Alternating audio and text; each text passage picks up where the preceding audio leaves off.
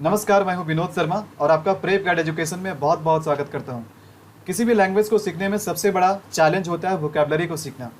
यही समस्या हमारे इंग्लिश लैंग्वेज के साथ भी है। अगर आपका इंग्लिश में वोकैबुलरी अच्छा नहीं है, अगर आपका वर्ड पावर स्ट्रांग नहीं है, तो आप किसी भी तरीके से इंग्लिश में अच्छे से परफॉर्म नहीं कर पाएंगे। चाहे तो इंग्लिश बोलने की बात हो, चाहे तो इंग्लिश लिखने की बात हो, चाहे तो इंग्लिश पढ़ने की बात हो, चाहे तो इंग्लिश समझने की बात हो, या फिर किसी भी गवर्नमेंट के वनडे कॉम्पिटिटिव एग्जामिनेशन की बात हो, आप कहीं भी अच्छे से परफॉर्म नहीं कर पाएंगे। बिना वोकैबुलरी के, बिना अच्छे वोकैबुलरी के, बिना स्ट्रांग वर्ड पावर के आपका इंग्लिश का ज्ञान अधूरा है। अक्सर बच्चे करते क्या है कि ज़्यादातर ग्रामर पे ध्यान देते हैं, ज़्यादातर उनका फोकस ग्रामर पे होता है, क्योंकि ग्रामर पढ़ने पे, रूल रटने में मज़ा आता है उनको, और वोकैबुलरी पे ध्यान देते नहीं हैं, वर्ड पावर पे ध्यान देते नहीं हैं। और यही कारण होता है कि एग्जामिनेशन में अच्छे रिजल्ट नहीं कर पाते हैं। वे सोचते हैं कि हम ग्रामर पे ज़्यादातर मेहनत करके हम रिजल्ट बना लेंगे, लेकिन ये संभव नहीं है। इसलिए संभव नहीं है क्योंकि आज के टाइम में कहीं भी कोई भी एग्जामिनेशन हो जहाँ पर इंग्लिश के पेपर से क्वेश्चन आते हो, वहाँ पर लगभग 70% जो क्वेश्चंस होते हैं ये वोकैबुलरी के होते हैं, ये वर्ड पावर के होते हैं। ठीक है, इसीलिए ये आपके लिए बहुत ज़रूरी हो जाता है कि आप वर्ड पावर पे सबसे पहले कमांड बनाएं। तभी आप एक अच्छे तभी आपका इंग्लिश बहुत अच्छा हो सकता है, तभी आप अच्छे से परफॉर्म कर पाएंगे और तभी आगे से आपका रिजल्ट भी बनना शुरू हो जाएगा। अब इन सब के बीच में जो सबसे बड़ा सवाल आता है कि वोकैबुलरी हम सीखें कैसे, वोकैबुलरी को इम्प्रूव करने का सबसे सही तरीका क्या है। अक्सर बच्चों का एक कंप्लेन होता है कि सर हम वोकैबुलरी को रटते हैं और भूल जाते हैं। अरे भाई, तो फिर रटते क्यों हो? अगर आप जिन चीज़ों को आप रटने का काम करते हो ना, उसे आप भूल जाते हो। हम जिन चीज़ों को समझने का काम करते हैं उसे हम कभी नहीं भूलते हैं। तो रटने का जो काम है आप उसे पहले बंद करो। रटने के कई नुकसान हो सकते हैं। अगर आप रट कर वोकैबुलरी सीखते हो तो आप ज़्यादा से ज़्यादा 2 दिन, 3 दिन या इवन 10 दिन तक आप याद कर सकते हो। उसके बाद फिर आप भूल जाओगे। और अगर मान के चलिए कोई वर्ड आपको रटा भी गया, तो उससे एक और नुकसान ये हो सकता है कि एक वर्ड के कई मीनिंग होते हैं, लेकिन हम एक वर्ड के एक मीनिंग को रटते हैं और फिर एग्जामिनेशन में उसी वर्ड के जो मीनिंग होता है दूसरे रेफरेंस में बात करता है, दूसरे कंटेक्स्ट में हमसे पूछ देता है। हम उसके कुछ और मीनिंग रट कर बैठे होते हैं और एग्जामिनेशन में सेम वर्ड से कुछ और मीनिंग हमसे पूछ रहा होता है। तो रटने के कई सारे नुकसान होते हैं। ठीक है, तो रटने का काम आपको बंद करना है। आज से आपको रटना बंद करना है। तो अब यहाँ पर एक सबसे बड़ा जो सवाल आता है कि वोकैबुलरी सीखने का सबसे बेस्ट तरीका क्या है, सबसे इफेक्टिव तरीका क्या है। तो मैं आपको बताता हूँ कि वोकैबुलरी सीखने या सिखाने के कई सारे तरीके हो सकते हैं, लेकिन उनमें जो सबसे बेस्ट तरीका है वो है रूट वर्ड। अगर आप वोकैबुलरी को रूट वर्ड से सीखते हो तो ये सबसे बेस्ट तरीका है। ठीक है, क्योंकि अगर आप रूट वर्ड से वोकैबुलरी सीखने का काम करते हो तो कहीं ना कहीं आप चीज़ों को टेक्निकली समझते हो। आप किसी भी वर्ड के ओरिजिन के पीछे जाते हो, आप जानने का कोशिश करते हो कि किसी भी वर्ड का ओरिजिन कहाँ से हुआ। ये देखो, जितने भी वर्ड्स आपको इंग्लिश में मिलते हैं उन सभी वर्ड का कोई ना कोई तो ओरिजिन होगा। ठीक है, तो देखो, एक रूट से मल्टीपल वर्ड बनते हैं। अगर आप एक रूट को सीखने का काम करते हो तो उससे आपको मल्टीपल वर्ड सीखने को मिल जाता है। अगर आप रूट के पीछे अगर आप उसके गहराई तक जानने का कोशिश करते हो, अगर आप उसके रूट तक जाने का कोशिश करते हो, तभी आपके लिए ये चीज़ बेनिफिशियल होता है। ठीक है, जैसे अक्सर आप किसी भी कहीं भी लिखा हुआ देखे होंगे या फिर कुछ सुने भी होंगे कि फलाना वर्ड फलाना रूट से बना है, फलाना वर्ड लैटिन से लिया गया है, फलाना वर्ड ग्रीक से लिया गया है। तो आज के जो हमारे इंग्लिश लैंग्वेज में जितने भी वर्ड्स हैं उनमें जो मोर देन 60% जो कंट्रीब्यूशन है ये है आपका ग्रीक लैंग्वेज का और लैटिन लैंग्वेज का। बात समझ में आ रही है? तो इंग्लिश में जो जितने भी वोकैबुलरी है ये बहुत सारे दूसरे लैंग्वेजेस से लेकर के बने हैं। ठीक है, इनमें फ्रेंच भी हो सकता है, जर्मन भी हो सकता है, इनमें इवन संस्कृत से भी कुछ रूट लिए गए हैं। ठीक है, लेकिन जो सबसे ज़्यादा जो वर्ड बनता है ये है लैटिन और ग्रीक से।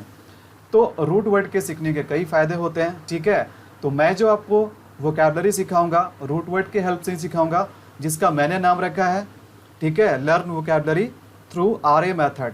भाई RA मेथड क्या होता है मैं आपको बताऊंगा इस वीडियो में। सबसे पहले हम जान लेते हैं कि वोकैबुलरी सीखने के क्या फ़ायदे हैं। ठीक है, इम्पॉर्टेंस ऑफ रिच वोकैबुलरी। अगर आपका वोकैबुलरी अच्छा है तो इसका क्या बेनिफिट हो सकता है। तो सबसे पहले अगर एग्जामिनेशन के पॉइंट ऑफ व्यू से बात करें तो यहाँ पर देखो, जो हमारे ऑल टुगेदर जो लगभग 70% जो क्वेश्चन ये वोकैबुलरी के एग्जामिनेशन में पूछे जाते हैं, तो किस किस पैटर्न में पूछे जाते हैं, इसका पैटर्न क्या होता है, किस किस तरीके से पूछते हैं। तो मैं आपको बताता हूँ कि इसमें जो तरीका होता है वोकैबुलरी के क्वेश्चन का पूछने का, एक तो आपको इसमें सबसे पहले आपसे पूछेगा ये वन वर्ड सब्सटीट्यूशन, बात समझ में आ रही है? क्या पूछेगा आपसे? वन वर्ड सब्सटीट्यूशन, OWS जिसे हम कहते हैं। तो OWS का मतलब होता है वन वर्ड सब्सटीट्यूशन, यानी one word for many word. और अगर आप वोकैबलरी को रूट वर्ड के मेथड से यानी कि आरए मेथड से सीखेंगे तो यकीन मानिए सबसे ज़्यादा जो बेनिफिट आपको होगा ये आपको होगा यहाँ पर रूट वर्ड पे होगा, ठीक है। इसके बाद जो हमारा दूसरा क्वेश्चन पूछता है वोकैबलरी में, ठीक है, ये सिनोनिम के फॉर्म में पूछ दिए जाते हैं या फिर एंटोनिम के फॉर्म में पूछे जाते हैं, ठीक है। इडियम्स एंड फ्रेजेस होता है, बात समझ में आ रही है। स्पेलिंग टेस्ट में पूछा जाता है। फिलर्स, ठीक है, बहुत इंपॉर्टेंट है खास करके बैंकिंग के एग्जामिनेशन के लिए, SSC के एग्जाम में भी पूछे जाते हैं। फिलर्स का मतलब हुआ फिल इन द ब्लैंक, और फिल इन द ब्लैंक से बहुत सारे क्वेश्चंस आते हैं, और फिल इन द ब्लैंक के क्वेश्चंस को अच्छे से सॉल्व करने के लिए आपका वोकैबलरी का ज्ञान अच्छा होना चाहिए। तो अगर आपका वोकैबलरी बहुत अच्छा होगा तो यहाँ पर आप फिल इन द ब्लैंक के क्वेश्चन को भी बहुत अच्छे से बना पाएंगे। उसके बाद जो होता है क्लोज टेस्ट, सबसे ज़्यादा इंपॉर्टेंट है क्योंकि यहाँ पर भी आपको वोकैबलरी बहुत इंपॉर्टेंट रोल प्ले करता है। उसके बाद है रीडिंग कॉम्प्रिहेंशन, ठीक है, मोस्ट इंपॉर्टेंट। रीडिंग, देखो अगर आपका वोकैबलरी बहुत अच्छा होगा, ठीक है, तो सबसे पहले तो आप टेक्स्ट को समझ पाएंगे, आप रीडिंग कॉम्प्रिहेंशन बहुत अच्छे से कर पाएंगे, आपका रीडिंग बहुत अच्छा होगा, बहुत अच्छे से समझ पाएंगे। बात आपको समझ पे आ रही है? तो ये सब आपका बहुत अच्छा होगा। लेकिन अगर आपका वोकैबलरी अच्छा नहीं है तो सबसे पहले तो आप उसको पैसेज को अंडरस्टैंड नहीं कर पाएंगे। तो पैसेज को अंडरस्टैंड करने के लिए सबसे पहले आपका जो वोकैबलरी है वो स्ट्रांग होना चाहिए, इम्प्रूव्ड होना चाहिए। और वोकैबलरी से 2-3 क्वेश्चन हमारे जो पैसेज में जो क्वेश्चंस होते हैं उसमें वोकैबलरी से 2 से 4 क्वेश्चंस पूछ दिए जाते हैं। तो यहाँ पर हम देख रहे हैं कि लगभग जो 70% जो हमारे हैं ये ऑल टुगेदर हम देखें तो 70% जो क्वेश्चन है आज के डेट में ये वोकैबलरी से पूछे जाते हैं इन सभी फॉर्म में, ठीक है, चाहे वन वर्ड सब्स्टिट्यूशन हो, सिनोनिम्स हो, एंटोनिम्स हो, इडियम्स एंड फ्रेजेस हो, स्पेलिंग टेस्ट हो, फिल इन द ब्लैंक हो, क्लोज टेस्ट हो या रीडिंग कॉम्प्रिहेंशन हो। तो इन सभी जगहों पे वोकैबलरी का बहुत इंपॉर्टेंट रोल होता है। इसके बाद अगर आप अच्छे से इंग्लिश बोलना चाहते हैं तो भी आपका वोकैबलरी अच्छा होना चाहिए। अगर आपको इंग्लिश समझना है, देखो कितना भी आप ग्रामर पढ़ लो लेकिन आपका वोकैबलरी साउंड नहीं है, अच्छा नहीं है, तो फिर आपका जो इंग्लिश बोलने का तरीका है ना वो अच्छा नहीं है, इफेक्टिव नहीं है, ठीक है। तो इसलिए अगर आपका वोकैबलरी अच्छा होगा तो आपका इंग्लिश भी अच्छा होगा। बात आपको समझ पे आ रही है? तो चलो अब हम लोग देखते हैं अगले स्लाइड पे। अगला स्लाइड क्या है? तो देखिए यहाँ पर मैं आपको बताता हूँ, ये जो स्लाइड है सबसे इंपॉर्टेंट है, यहाँ से आपको समझना है इस बात को। रूट वर्ड पढ़ने से क्या फ़ायदे होते हैं, रूट वर्ड सीखने से हमें वर्ड मीनिंग को सीखने में कितना हेल्प हो सकता है। तो अक्सर देखो होता है क्या, एक ही वर्ड से कई सारे फॉर्मेशन उसका होता है, एक वर्ड के कई सारे फॉर्म होते हैं। जैसे कहने का मतलब है, अगर हम वर्ड फॉर्मेशन की बात करें तो देखो किसी एक वर्ड का एक रूट होता है, बात समझ में आ रही है, और उसी रूट से हम मल्टीपल वर्ड बनाते हैं, जैसे कि आप यहाँ पर देख सकते हो जस्ट। तो जस्ट से क्या बना? जस्टिफाई, ठीक है। जस्ट से क्या बना? जस्टिफिकेशन। जस्ट से क्या बना? जस्टिफिएबल। जस्ट से क्या बना? जस्टिस। और जस्ट से क्या बना? जस्टिफिएबली। तो यहाँ पर हम क्या देख रहे हैं कि एक जो हमारा रूट है जस्ट, इसी जस्ट से अलग अलग जो फॉर्म इसके यहीं से ये बन रहे हैं। तो अक्सर हम क्या करते हैं कि हम अलग अलग जस्टिफाई को भी रटते हैं, जस्टिफिकेशन को भी रटते हैं, हम जस्टिफिएबल को भी रटते हैं। जितने भी देखो एक रूट से जितने भी फॉर्म होते हैं हम बैठकर सभी को रटने का कोशिश करते हैं, और यहीं से क्या होता है कि वोकैबलरी को हम खुद अपने आप में क्या करते हैं, कठिन बना देते हैं। आपको ऐसा कभी नहीं करना है, आपको केवल एक रूट को समझना है और उसी रूट से आप मल्टीपल वर्ड को सीख सकते हो। तो यहाँ पर क्या है, अदर जो इसका फॉर्म है, हम जो यहाँ पर देख रहे हैं इसके जो अदर फॉर्म है, जैसे कि जस्ट से क्या बना? जस्टिफाई। तो ये जस्ट का ही है लेकिन अलग अलग फॉर्म में है, यानी कि अलग अलग पार्ट्स ऑफ स्पीच में। जब किसी एक रूट से अलग अलग वर्ड बनते हैं तो क्या होता है, उसके उन वर्ड्स का फॉर्मेशन हो जाता है, ठीक है। उनके मीनिंग तो लगभग सेम रहता है, थोड़ा बहुत डिफरेंसेस रहता है, और ये डिफरेंसेस पार्ट्स ऑफ स्पीच से रिलेटेड होता है, ठीक है। मतलब वही वर्ड कभी नाउन का फॉर्म ले लेता है, कभी वर्ब का ले लेता है, कभी एडजेक्टिव का ले लेता है, कभी एडवर्ब का ले लेता है, ठीक है। तो इसीलिए ना केवल वर्ड के मीनिंग, साथ ही साथ उसके पार्ट्स ऑफ स्पीच, उसके अदर फॉर्म्स के बारे में भी आपको पता होना चाहिए। और इन सारे चीज़ों को आप अगर आप रूट वर्ड से वर्ड मीनिंग को सीखते हैं आप तभी सीख पाएंगे। तो हम यहाँ पर देख रहे हैं कि जस्ट से क्या क्या बन गया, जस्ट से जस्टिफाई बन गया, ठीक है, जस्ट से जस्टिफिकेशन बन गया, जस्ट से आपका जस्टिफिएबल बन गया, जस्ट से जस्टिस बना, ठीक है, जस्ट से फिर आपका बन रहा है जस्टिफिएबली। अगर वहीं बात करें अगला जो हमारा वर्ड है ये ब्यूटी है, तो ब्यूटी हमारा एक रूट वर्ड है, ओरिजिनल वर्ड है, और इसी ओरिजिनल वर्ड से जो अदर फॉर्म्स जो बनकर निकल रहे हैं ये क्या है, ये ब्यूटीफाई है, ठीक है। ये क्या, ये ब्यूटिफिकेशन है। ये क्या, ये ब्यूटीफुल है। ठीक है, ये ब्यूटिशियन है। ये आपका ब्यूटीफायर है। ये आपका क्या है, ये हम यहाँ पर देख रहे हैं कि ब्यूटीफुली है। तो इसका मतलब है कि एक ही रूट से एक ही देखो, इन सारे वर्ड का जो ओरिजिन है ना एक ही है, और इन्हीं से अलग अलग वर्ड का फॉर्मेशन हो रहा है, अलग अलग पार्ट्स ऑफ स्पीच में ये वर्ड कन्वर्ट हो रहा है। तो हमें क्या करना है, हमें अलग अलग चीज़ों को नहीं रटना है, हमें अलग अलग चीज़ों को रटने से बचना है। हम केवल रूट पे काम करेंगे, और बाकी क्या इन्हीं रूट से निकला हुआ क्या अदर फॉर्म है, उसके अलग अलग पार्ट्स ऑफ स्पीच है। यहाँ पर देखिए, अगर सेंस से देखें तो सेंस से क्या बन गया, सेंस से बन गया सेंसिबल। सेंस से क्या बन गया, सेंस से बना आपका सेंसिटिव। सेंस से बना आपका सेंसुअल। सेंस से फिर क्या बना आपका सेंसुअस। सेंस से बना सेंसेशन। सेंस से बना सेंसेशनल, सेंसिबली, इटीसी, बहुत कुछ यहाँ पर हमारा हो सकता है। ठीक है, बात आपको समझ में आ रही है। तो ये सब जो कुल मिलाकर है सब एक ही रूट से, एक ही ओरिजिन से है। ठीक है, एक्ट से क्या बना, एक्ट से बना एक्शन। एक्ट से बना एक्टर। एक्ट से बना एक्ट्रेस। एक्ट से बना एक्टिव। ठीक है, एक्ट से बना एक्टिव। एक्ट से बना एक्टिविटी। एक्ट से बना आपका एक्टिवली। ठीक है, पैथोस से क्या बना, पैथोस से बना पैथोस से बना आपका एपैथी। पैथोस से आपका बना सिंपैथी। पैथोस से आपका बना इम्पैथी। पैथोस से आपका बना एंटीपैथी। पैथोस से आपका बना पैथेटिक। यहाँ पर अगर बात करें तो क्रिएट से, तो क्रिएट से क्या हुआ, क्रिएट से हमारा बना क्रिएटर। क्रिएट से बना आपका क्रिएटिव। क्रिएट से बना क्रिएशन। तो यहाँ पर देख रहे हैं कि सभी जगह क्या हो रहा है कि सभी जगह सभी वर्ड के जो है ना, ये सभी वर्ड के रूट एक ही है। इन सभी वर्ड का रूट एक ही है, लेकिन हो क्या रहा है, उसी रूट से मल्टीपल वर्ड बन रहा है। तो इसी तरीके से आपको वोकैबुलरी को सीखना है। ठीक है, यानी वर्ड फॉर्मेशन के मेथड से, आर्य के मेथड से। तो चलिए अब मैं सबसे पहले आपको बताता हूँ कि आर्य मेथड हम किसको कहते हैं, आर्य मेथड में क्या होता है। ठीक है, तो यहाँ पर आप इस स्लाइड पे देखिएगा कि आर्य मेथड हम किसे कहते हैं। ठीक है, तो यहाँ पर देखो आर्य मेथड का मतलब क्या होता है। तो आर्य मेथड का देखो, आर का मतलब हुआ रूट, आर का मतलब हुआ रूट, और ए का मतलब हुआ अफिक्सेस। ए का मतलब क्या हुआ, ए का मतलब हुआ अफिक्सेस। तो यहाँ पर आप देख रहे हैं कि अफिक्सेस हम किसे कहते हैं, बात समझ में आ रही है। तो अफिक्सेस के अंदर क्या आता है, अफिक्सेस के अंदर दो चीज़ आता है। अफिक्सेस के अंदर एक तो आता है आपका, अफिक्सेस के अंदर हमारा एक जो आता है ये आता है प्रेफिक्स। एक क्या आता है, प्रेफिक्स आता है। ठीक है, और एक आता है सफिक्स। तो प्रीफिक्स और सफिक्स को ही हम क्या बोलते हैं, प्रीफिक्स और सफिक्स को ही हम एक वर्ड में क्या कहते हैं, अफिक्सेस कहते हैं। तो वर्ड का फॉर्मेशन ऐसे होता है। ठीक है, आप इस चीज़ को ध्यान से समझना। तो यहाँ पर हम नए, देखो एक वर्ड से हम नए वर्ड कैसे बनाते हैं। तो हम सबसे पहले किसका हेल्प लेते हैं, रूट का हेल्प लेते हैं। ठीक है, जो हमें उसका ओरिजिनल मीनिंग देता है। उसके बाद उसी ओरिजिनल मीनिंग से जब हम अलग अलग वर्ड का फॉर्म बनाते हैं तो हम क्या करते हैं, या तो हम यहाँ पर हम क्या करते हैं, या तो हम प्रीफिक्स का हेल्प लेते हैं, या तो हम सफिक्स का हेल्प लेते हैं। प्रीफिक्स को हम हिंदी में कहते हैं, प्रीफिक्स को हम हिंदी में कहते हैं उपसर्ग। प्रीफिक्स को हम हिंदी में क्या कहते हैं, उपसर्ग कहते हैं। और सफिक्स को हम हिंदी में कहते हैं प्रत्यय। क्या कहते हैं, प्रत्यय कहते हैं। बात आपको समझ में आ रही है। तो यहाँ पर ध्यान देना कि प्रीफिक्स क्या होता है। प्रीफिक्स वर्ड का एक छोटा सा टुकड़ा होता है जिसे हम क्या करते हैं, किसी वर्ड के किसी ओरिजिनल वर्ड के शुरू में लगाते हैं, यानी फर्स्ट में लगाते हैं। और अगर हम किसी ओरिजिनल वर्ड के अंत में यानी एंड में कुछ वर्ड का टुकड़ा लगाते हैं तो उसे हम कहते हैं सफिक्स कहते हैं। और हम प्रीफिक्स और सफिक्स रूट में लगाते हैं वर्ड के फॉर्म को चेंज करने के लिए, यानी एक वर्ड से नए वर्ड बनाने के लिए, उसका डेरिवेटिव बनाने के लिए। जैसे एग्जाम्पल से आप यहाँ पर समझ सकते हो। ठीक है, एग्जाम्पल से आप यहाँ पर समझ सकते हो। जैसे देखो यहाँ पर हमारा रूट वर्ड क्या है, यहाँ पर हमारा रूट वर्ड है प्लेस। ठीक है, और इसके पहले हमने क्या कर दिया, री लगा दिया। ठीक है, तो री हमारा क्या हो गया, री हमारा प्रीफिक्स हो गया। और इसके बाद हमने क्या कर दिया, मिंट लगा दिया, तो मिंट हमारा क्या, सफिक्स हो गया।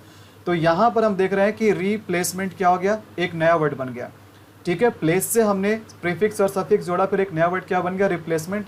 रिप्लेसमेंट क्या हो गया, एक नया वर्ड बन गया, एक नया फॉर्म में तैयार हो गया। ठीक है, यानी उसका एक डेरिवेटिव हो गया।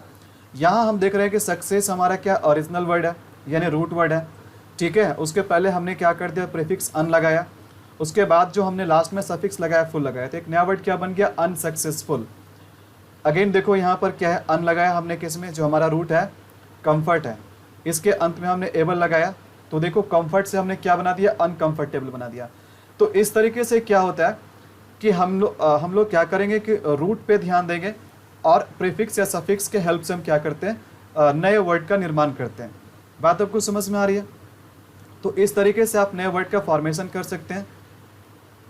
तो यहाँ पर मैंने कुछ इम्पॉर्टेंट रूट लिया है आपको समझाने के लिए कि कैसे आप रूट वर्ड से आर्य मेथड से अगर वोकेबलरी को सीखते हो तो आपको हेल्प करेगा। तो इसके लिए मैंने यहाँ पर कुछ इम्पॉर्टेंट रूट लिए हैं और इन रूट से मैं आपको समझाऊंगा कि अगर आप रूट वर्ड से सीखते हैं तो कभी कभार क्या होता है कि अगर आपको किसी वर्ड का, किसी पर्टिकुलर वर्ड का अगर पूरा मीनिंग नहीं भी पता होता है तो रूट वर्ड के हेल्प से आप उसके मीनिंग को गेस कर पाते हैं, उसके मीनिंग को आप आइडेंटिफाई कर पाते हैं और फिर आपका क्वेश्चन बहुत आसानी से सॉल्व हो जाता है। तो देखिए यहाँ पर हमने क्या किया है, यहाँ पर हमने क्या किया है, एक कुछ रूट लिए हैं। जैसे एक रूट हमने लिया है सॉम, ठीक है। यहाँ पर आप ध्यान से देखो सॉम, SOMN, तो सॉम का मतलब होता है स्लीप।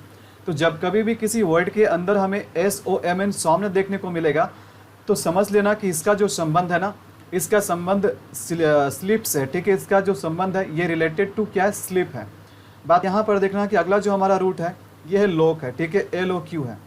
तो LOQ का मतलब क्या होता है, टू स्पीक। तो जब कभी भी किसी वर्ड के अंदर आपको LOQ देखने को मिले तो समझ लेना कि इसका जो संबंध है ये बोलने से रिलेटेड है, ठीक है। उसके बाद एक रूट है एम्बुल। तो एम्बुल का क्या मतलब होता है जी, एम्बुल का मतलब होता है टू वॉक या टू मूव। यानी जब कभी भी किसी वर्ड के अंदर आपको एम्बुल देखने को मिलेगा तो ये रिलेटेड किससे, ये आपका मूव करने से, वॉक करने से रिलेटेड है। जैसे आपने एम्बुलेंस वर्ड में देखा होगा, एम्बुलेंस का काम क्या होता है, एक जगह से दूसरी जगह पे मूव करना। तो आपने जो एम्बुलेंस वर्ड देखा है इसका भी जो निर्माण है ना, इसका भी जो फॉर्मेशन है ये एम्बुल रूट से बना है। अब ध्यान देना यहाँ पर कि अगर किसी वर्ड में हमें IST देखने को मिले तो इसका जो संबंध होगा ना ये पर्सन से होगा, किसी व्यक्ति से रिलेटेड होगा। अगर हमें किसी वर्ड में सरकम देखने को मिले, ठीक है, CIRCUM, सरकम अगर हमें देखने को मिले तो सरकम का जो रिलेशन है ये राउंड या अराउंड से है, यानी चारों ओर या फिर गोल। बात आपको समझ में आ रही है। तो यहाँ पर केवल मैंने कुछ इंपॉर्टेंट रूट लिया आपको समझाने के लिए। आज का जो हमारा वीडियो है ये आर्य मेथड का इंट्रोडक्शन वीडियो है। आज मैं आपको बता रहा हूँ कि कैसे हमें आर्य मेथड का हेल्प लेना चाहिए, यानी रूट या ऑफिक्सेस का हेल्प लेना चाहिए और किस तरीके से ये हमें हेल्प कर सकते हैं क्वेश्चन को सॉल्व करने में, नए वर्ड के मीनिंग को गेस करने में, ठीक है। तो जैसे यहाँ पर देखो वन वर्ड सब्स्टिट्यूशन का हमने यहाँ पर 2-3 क्वेश्चन लिए हैं, ठीक है। तो यहाँ पर आपको करना क्या है, यहाँ पर जो सेंटेंस या फिर वर्ड्स लिखे हैं इनके लिए आपको एक वर्ड को ढूंढना है, ऑप्शन से आपको एक वर्ड को सेलेक्ट करना है, ठीक है। तो यहाँ पर क्या है, देखो मीनिंग क्या दे रहा है, the ability to speak in an effective manner. तो कोई भी ऑप्शन से हम कोई भी एक ऐसा वर्ड को पिक करेंगे जो इसका मीनिंग देगा, ठीक है। मतलब ability to speak in an effective manner मतलब क्या, इसका मतलब होता है कि अच्छा से बोलने की योग्यता, इफेक्टिव मैनर में बोलने की योग्यता। मतलब आपका जो बोलने का तरीका है ना वो इस तरह से जो लोगों को मंत्रमुग्ध कर देता है, ठीक है, लोगों को समझाने में काफ़ी होता है, ठीक है, लोगों को परसुएट करने में काफ़ी होता है। बहुत इफेक्टिव तरीके से, बहुत ही प्रभावकारी तरीके से बोलने का जो योग्यता होता है उसे हम एक वर्ड में क्या कहते हैं। तो क्या ये हमारा सही आंसर एपिटम हो सकता है, क्या इंट्रोस्पेक्शन हो सकता है, क्या एलोक्वेंस हो सकता है, क्या वर्बोस हो सकता है। तो ध्यान देना कि आपको सबसे पहले यहाँ पर देखना है कि कोई भी ऐसा ऑप्शन में कोई भी ऐसा वर्ड है जहाँ पर मुझे इन सभी में से कोई रूट दिखाई दिया, तो हम देखेंगे कि ऑप्शन C हमारा सही आंसर है, ठीक है। क्योंकि यहाँ पर हम क्या नोटिस कर रहे हैं कि यहाँ पर हमें रूट मिल रहा है, इलोक्वेंस में क्या मिल रहा है, LOQ मिल रहा है, ठीक है। और LOQ का रिलेशन किससे है, अगर हम ध्यान से देखेंगे तो LOQ का जो रिलेशन है ये किससे, LOQ का जो रिलेशन है ये स्पीक करने से, ये बोलने से रिलेटेड है। बात समझ में आ रही है। और यहाँ जो सेंटेंस है ना, यहाँ पर भी क्या स्पीक हम देख रहे हैं, यहाँ भी हमें पूछ रहा है, बोलने से रिलेटेड पूछ रहा है। तो इसके हिसाब से हम कह सकते हैं जो हमारा सही आंसर होगा ये होगा ऑप्शन C। तो देखा बाकी के ऑप्शन में, देखो बाकी के जो ऑप्शन में जो हमारे वर्ड है उनके बारे में हमें ढंग से पता भी नहीं है, फिर भी हम क्या कर रहे हैं कि केवल एक रूट को हमने चेक किया और एक रूट के हेल्प से हमने क्या कर दिया, सही आंसर को बता दिया। तो इसी तरीके से हम क्या करेंगे, अगर रूट वर्ड से हम वोकैबुलरी को सीखेंगे तो हमें बहुत फ़ायदा होगा। हम किसी वर्ड का कंप्लीट मीनिंग नहीं भी जान रहे होंगे तो केवल रूट के हेल्प से हम उसके मीनिंग को गेस कर पाएंगे। बाकी देखो यहाँ पर एपिटेम का मतलब होता है उदाहरण, इंट्रोस्पेक्शन का मतलब होता है आत्ममंथन यानी अपने अंदर की ओर झांक कर देखना। वर्बोस का मतलब होता है कोई भी चीज़ जो कि फुल ऑफ वर्ड्स हो, जिसमें शब्दों का भंडार हो, शब्द ज़्यादा यूज़ किए गए हों, ठीक है। बात आपको समझ में आ रही है। चलो अब नेक्स्ट क्वेश्चन हम लोग देखते हैं। हमारा नेक्स्ट क्वेश्चन क्या है, तो नेक्स्ट क्वेश्चन की अगर बात करें तो यहाँ पर देखो क्या बोल रहा है, यहाँ पर बोल रहा है one who walks in sleep. यानी आपको एक वर्ड ढूंढना है इस ऑप्शन से जिसका मतलब होता है one who walks in sleep, मतलब वैसा कोई भी व्यक्ति जो सोते हुए चलता हो, ठीक है, one who walks in sleep. तो इसके लिए कौन सा हमारा सही आंसर होगा? तो हम यहाँ पर देख रहे हैं कि क्या फिनम्बुलिस्ट हो सकता है। तो सबसे पहले आपको रूट चेक करना है और आपको देखना है कि ग्रुप ऑफ वर्ड्स या फिर सेंटेंस में, यानी क्वेश्चन में जो हमें लाइन दे रखा है उसमें पूछ क्या रहा है। तो देखो यहाँ पर वॉक से रिलेटेड है, वॉक भी है, स्लीप भी है और एक वन है। वन का मतलब क्या होता है? वन का मतलब होता है कोई भी व्यक्ति, वन का मतलब होता है पर्सन। बात समझ में आ रही है? तो यहाँ पर चलो देखो क्या हमारा ऑप्शन ए सही हो सकता है। तो अगर ऑप्शन ए की बात करें ना, तो ऑप्शन ए में देखो क्या है कि IST तो मिल रहा है। IST का मतलब कोई पर्सन, कोई व्यक्ति होता है। एम्बुल का मतलब होता है वॉक करना, ये भी मिल रहा है, ठीक है। लेकिन स्लीप से रिलेटेड कहीं भी कुछ नहीं मिल रहा है, तो ये हमारा सही आंसर नहीं हो सकता। क्या सेकंड ऑप्शन बी हो सकता है? तो ऑप्शन बी बिल्कुल हो सकता है, क्योंकि यहाँ पर हम देख रहे हैं कि IST क्या किसी कोई भी व्यक्ति के बारे में बताया। एम्बुल का मतलब क्या हो गया? एम्बुल का मतलब हुआ वॉक करना। और SOM सॉम्न का मतलब क्या हुआ? सॉम्न का मतलब होता है स्लीप। क्वेश्चन कर रहा है one who walks in sleep. तो इस तरीके से हम कह सकते हैं जो हमारा सही आंसर होगा ये ऑप्शन बी होगा। क्यों होगा? क्योंकि IST से क्या मतलब हुआ? IST से मतलब कोई पर्सन हुआ, ठीक है। एम्बुल का देखो, एम्बुल का मतलब क्या हुआ? एम्बुल का मतलब हुआ वॉक करना हुआ। और यहाँ पर हम अगर ध्यान दे रहे हैं तो सॉम्न यहाँ पर मिल रहा है, तो सॉम्न का मतलब क्या हुआ? स्लीप हुआ। तो हम यहाँ पर देख रहे हैं कि इस ऑप्शन में यानी सोमनाम्बुलिस्ट, एक वर्ड क्या हुआ? सोमनाम्बुलिस्ट। सोमनाम्बुलिस्ट में क्या हो रहा है कि हमें सभी तरह का रूट दिखाई दे रहा है। हमें पर्सन के बारे में भी पता चल रहा है, हमें वॉक के बारे में भी पता चल रहा है और हमें स्लीप के बारे में भी पता चल रहा है। तो ये हमारा सही आंसर होगा। बात समझ में आ रही है? Option B is the right answer. बाकी फिनम्बुलिस्ट का मतलब होता है, देखो यहाँ पर भी चलने से रिलेटेड कोई भी ऐसा व्यक्ति जो चलता हो, लेकिन यहाँ पर एक रूट हमें क्या मिल रहा है? FUNA मिल रहा है। तो फ्यूना का मतलब क्या होता है? इसका मतलब होता है रोप, टाइट रोप, ठीक है, रस्सी।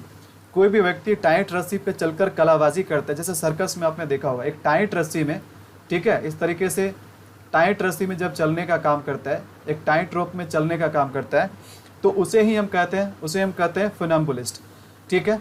बाकी मिसएंथ्रोप का मतलब होता है, आगे आपको रूट से भी पता चलेगा कि एंथ्रोप का मतलब क्या होता है, ठीक है। तो मिसएंथ्रोप का मतलब होता है कोई भी ऐसा व्यक्ति जो मानव जाति से नफरत करता है, वन, या फिर हम कह सकते हैं हेटर ऑफ मैनकाइंड। समैरिटन का मतलब क्या होता है? समैरिटन का मतलब होता है one who helps the needy people, जो ज़रूरतमंदों को हेल्प करे उसे हम कहते हैं समैरिटन। अगला हम क्वेश्चन देखते हैं। तो अगला क्वेश्चन क्या है? टू वॉक अराउंड समथिंग, यानी किसी चीज़ के चारों ओर घूमना, ठीक है। तो यहाँ पर हमें रूट क्या देखना है? तो वॉक करने का देखना है और एक हमें राउंड का देखना है। तो उसके हिसाब से कह सकते हैं हमारा सही है जो आंसर होगा ये ऑप्शन ए होगा, क्योंकि यहाँ पर हम देख रहे हैं एम्बुल लिखा हुआ है। एम्बुल इसका मतलब होता है वॉक करना, और सरकम का क्या मतलब होता है? सरकम का मतलब होता है चारों ओर। तो ऑप्शन यहाँ पर ऑप्शन ए जो होगा ये हमारा सही आंसर होगा। बात समझ में आ रही है? बाकी के जो हमारे ऑप्शन है, फॉल्टर का मतलब होता है लड़खड़ा कर चलना, ट्रैवर्स का मतलब होता है टू गो और टू वॉक अक्रॉस, ठीक है। स्ट्राइड का मतलब होता है to walk with a long step, यानी लपकना, लंबे लंबे स्टेप से चलना। बात समझ में आ रही है? तो ये यहाँ पर क्या है, ये हमने डिस्कस किया आज आपके लिए कि वोकैबुलरी सीखने का सबसे बेस्ट तरीका क्या है, वोकैबुलरी हम कैसे सीख सकते हैं, सबसे सही तरीका क्या हो सकता है वोकैबुलरी सीखने का, ठीक है, और आरए मेथड आपको किस तरीके से हेल्प कर सकता है। तो यहाँ पर आप देखना, इस चीज़ को समझना, ठीक है। आज का जो हमारा वीडियो था ये वोकैबुलरी को सीखने के लिए हम कैसे इसको सीख सकते हैं, ये हमारा फर्स्ट वीडियो था, ठीक है। आज के वीडियो में मैंने आपको बताया कि वर्ड फॉर्मेशन कैसे होता है, रूट वर्ड से वोकैबुलरी को सीखने का क्या फ़ायदा है, ठीक है। और यहाँ पर हम प्रीफिक्स किसे कहते हैं, सफिक्स किसे कहते हैं, प्रीफिक्स और सफिक्स को मिलाकर ही हम क्या कहते हैं? अफिक्सेस कहते हैं। तो आर का मतलब हुआ रूट और ए का मतलब हुआ अफिक्सेस। अगर आरए मेथड से अगर आप वोकैबुलरी को इम्प्रूव करते हैं, वोकैबुलरी को सीखते हैं, तो इससे क्या होता है कि आप टेक्निकली चीज़ों को सीखते हैं और आपको हमेशा के लिए याद हो जाता है, और आप एक रूट से मल्टीपल वर्ड सीखते हैं। साथ ही साथ अगर आप एक रूट से मल्टीपल वर्ड बनाते हैं या फिर मल्टीपल वर्ड बनता है, तो आप क्या सीखते हैं? आप उन वर्ड के फॉर्मेशन के बारे में भी सीखते हैं कि एक ही रूट से अलग अलग पार्ट्स ऑफ स्पीच में कन्वर्ट हो रहा है। तो आशा करता हूँ कि आज का वीडियो आपको अच्छा लगा, आपको समझ में आया, ठीक है। अगर आप इस चैनल पर नए हो तो इस चैनल को सब्सक्राइब जरूर कीजिए, क्योंकि आगे इस वोकैब सीरीज से रिलेटेड बहुत सारे वीडियोज़ आने वाले हैं। आज का वीडियो तो केवल डिस्कशन था, फर्स्ट क्लास था, ठीक है। मैंने आपको बताया कि हमें वर्ड मीनिंग कैसे सीखना है, लेकिन जितने भी इम्पॉर्टेंट रूट्स है इंग्लिश लैंग्वेज में इन सभी रूट को मैं आगे कवर करूँगा, और प्रत्येक रूट से मैं हर वीडियो में एक रूट कवर करूँगा और उस रूट से जितने भी एग्जाम्पल्स होंगे सभी एग्जाम्पल्स को कवर करूँगा, ताकि एक एक करके आप सभी रूट को सीख जाओ। तो आगे का जो आने वाला वीडियोज़ है वो बहुत इंपॉर्टेंट है आपके लिए। अगर आपको वीडियो आज का वीडियो अगर आपको अच्छा लगा तो आप इसे लाइक ज़रूर कीजिए और अपने दोस्तों और अपने फैमिली के बीच में ज़्यादा से ज़्यादा शेयर कीजिए। तो आज के वीडियो के लिए बस इतना ही, मिलेंगे आपसे नेक्स्ट वीडियो में। Till then it's a goodbye, thank you so much for watching and take care.